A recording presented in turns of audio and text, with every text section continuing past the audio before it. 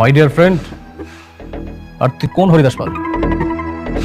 আমি কে সেটা তুই খুব ভালো মতোই জানিস। তোর এই সাজানো পতিতা টাইপ মেয়েকে আমি একদিন রাস্তায় ঘাট ধাক্কা দিয়ে ফেলে দিব। কি ছোট লোকের বাচ্চা, তো এত বড় সাহস তুই আমাকে পতিতা বলিস? আমি এক্ষুনি তোর জিপ টেনে ছিঁড়ে ফেলবো। এই সিকিউরিটি গার্ড, সিকিউরিটি গার্ড, ওর হাতটা ভেঙে দাও এখনই। থামো তোমরা। কার কথা তোমরা বন্দুক ধরেছো? এই ফ্রড বাটপারের কথায়? তোমরা কি জানো না শালিমা বিল্ডার্সের আসল মালিককে? নাকি তোমরা এই ফ্রড বাটপারের হয়ে কাজ করতে চাও? তোমরা কি এখনো বুঝতে পারছো না শালিমা বিল্ডার্সের আসল মালিককে? বন্ধু, চিল্লাই লাভ নেই। ওর টাকার কথা শুনে, যার টাকা আছে, যার কোম্পানি, ওরা তার। তুই এটা বুঝিস না? তোমরা সবাই স্ট্যাচু হয়ে দাঁড়িয়ে গেলে কেন? তোমরা কি কিছু করবে না? তোকে আমি দেখে নিচ্ছি। আমি চাইলেই এই হাতটা ভেঙে ফেলতে পারতাম, কিন্তু না, এখন কিছুই করলাম না। তোরা মনে রাখিস, তোদেরকে একদিন এই অফিস থেকে ঘাট ধাক্কা দিয়ে রাস্তায় ফেলে দিব। শোন, প্রথম যেদিন তোর সম্পত্তিগুলো দখল করেছিলাম না, তুই না সেম ডায়লগটা দিয়েছিলি, একইভাবে হুমকি দিয়েছিলি, কিন্তু কিচ্ছু করতে পারিস নাই। ঠিকই তোর শ্বশুরের চিকিৎসার জন্য আমার কাছে দৌড়ে আসলি, আমার পায়ে ধরলি, টাকা লাগবে। আমি তো এখন দেখতেছি ওই সেম সিনটাই আবার রিক্রিয়েট হবে। তুই তোর বইয়ের ডেলিভারি ঠিক আগ মুহূর্তে এসে আমার পায়ে পড়বে, আবার তোর টাকা লাগবে। রাতুল, এই দিন না, দিন আরো আছে। এই দিনকে আমি নিয়ে যাব সেই দিনের কাছে। তোর পাপের পার অনেক বড় হয়ে গেছে, এখন হয়তো তোর দিন চলছে, কিন্তু যেদিন তুই আমার দিন আসবি সেদিন তোর আমি এমন অবস্থা করব, রাস্তার কুকুরও তোর দিকে তাকাবে না। তুই তাকাইস, তুই তো আমার বন্ধু হইস। আচ্ছা শোনো, তুমি ওর কথা কিছু মনে করো না, ওকে আমি হ্যান্ডেল করবো।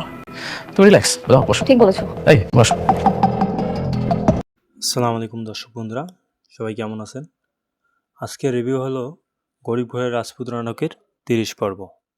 এই নাটকের বিশেষ পর্বে ভয়েস ওভারের মাধ্যমে চক্রান্ত, হাহাকার এবং পারিবারিক সম্পর্কের এক জটিল ও টানটান রহস্য উন্মোচন করা হয়েছে, যা দর্শকদের মনে আগামী পর্বগুলো নিয়ে তীব্র কৌতূহলের সৃষ্টি করে।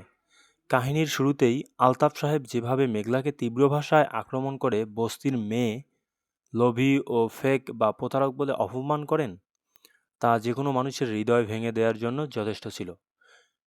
এবং মেঘলা এই চরম আঘাত সহ করতে না পেরে নিজের সম্মান বাঁচাতে কোনো প্রতিবাদ ছাড়াই সেখান থেকে মুখ বুজে সরে দাঁড়ায়, যা তার ভেতরের মানসিক কষ্ট ও অসহায়ত্বকে আরও গভীরভাবে ফুটিয়ে তোলে। তবে গল্পের সবচেয়ে বড় এবং চমকপ্রদ মোড় আসে তখন, যখন এক রহস্যময় মহিলা এসে নিজের অপরাধ স্বীকার করে জানায় যে সে অতীতে কোনো মিথ্যা বলেনি এবং নিজের সন্তানকে ফেলে না দিয়ে বরং টাকার বিনিময়ে বিক্রি করে দিয়েছিল। আর সেই বিক্রি হয়ে যাওয়া কন্যা সন্তানটি অন্য কেউ নয়, স্বয়ং মেঘলা। এই একটিমাত্র সত্য পুরো চৌধুরী পরিবারের সমীকরণ ও মেঘলার এত দিনের চেনা জীবনকে এক মুহূর্তের মধ্যে উলটপালট করে দেয়। ভয়েস ওভার স্পষ্টভাবে ফুটিয়ে তোলা হয়েছে যে এই পুরো নিখুঁত নাটকের পেছনে রয়েছে রাতুলের এক মাস্টার প্ল্যান ও গভীর চক্রান্ত, যে এতদিন মেঘলার বিশ্বস্ত বন্ধু সেজে ভেতরে ভেতরে তাকে মানসিকভাবে পঙ্গু করে কোম্পানি ও সম্পত্তি থেকে চিরতরে তাড়িয়ে দেওয়ার সুরক্ষা জাল বুনে আছিল। এবং নিজের এই কুৎসিত স্বার্থ হাসিলের জন্য সে মেঘলাকে সরিয়ে চৌধুরী ভিলায় শান্তা নামের এক লোভী মেয়েকে নিয়ে আসে, যে শান্তা আবার বিলাসী জীবনের নেশায় অন্ধ হয়ে বাড়িতে পা রাখা মাত্রই বড় রুম, বাথরুম আর প্রাচুর্যের মোহে নিজের আসল রূপ প্রকাশ করতে শুরু করেছে। কিন্তু সেখানে পুরো সমাজ, পরিবার এবং চারপাশের মানুষকে একযোগে ভুল বুঝে অপরাধী কাঠগড়ায় দাঁড় করাচ্ছে। সেখানে একমাত্র অনিক নিজের অবিচল ভালোবাসার টানে মেঘলাকে মনে প্রাণে প্রকৃত শালিমা চৌধুরী বলে বিশ্বাস করে, এবং রাতুলের এই নিখুঁত চক্রান্তর দেয়াল ভেঙে সত্যের আলোয় আনতে সে আগামী পর্বে হাসপাতালের পুরনো নথিপত্র ও রেকর্ডপত্র ঘাটাঘাটি করে। পুরো নাটকে পুরনো নার্স বা ডাক্তারের সন্ধান করা এবং প্রয়োজনে ডিএনএ টেস্টের মতো অনাকট্য ও শক্ত আইনি প্রমাণ সামনে আনার জন্য নিজেকে প্রস্তুত করেছে, কারণ এখন আর মুখের কথায় কোনো কাজ হবে না।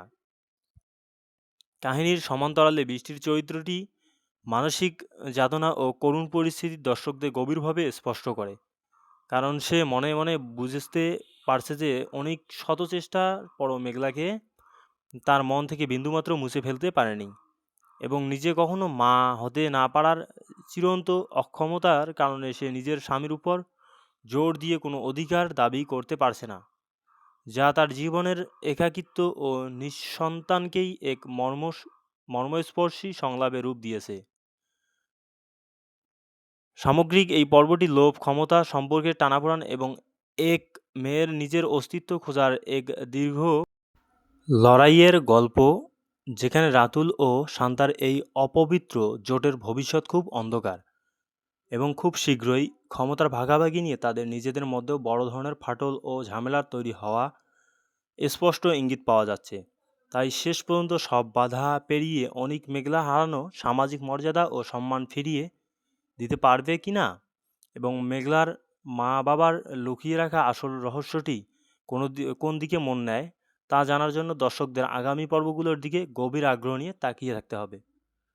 বন্ধুরা, আজকের রিভিউটি আপনাদের কেমন লাগলো? যদি ভালো লাগে তাহলে চ্যানেলটিকে লাইক, কমেন্ট, শেয়ার করবেন, চ্যানেলটিকে সাবস্ক্রাইব করে রাখবেন এবং পরবর্তীতে নিত্য নতুন ভিডিও পেতে চ্যানেলটির সঙ্গেই থাকবেন।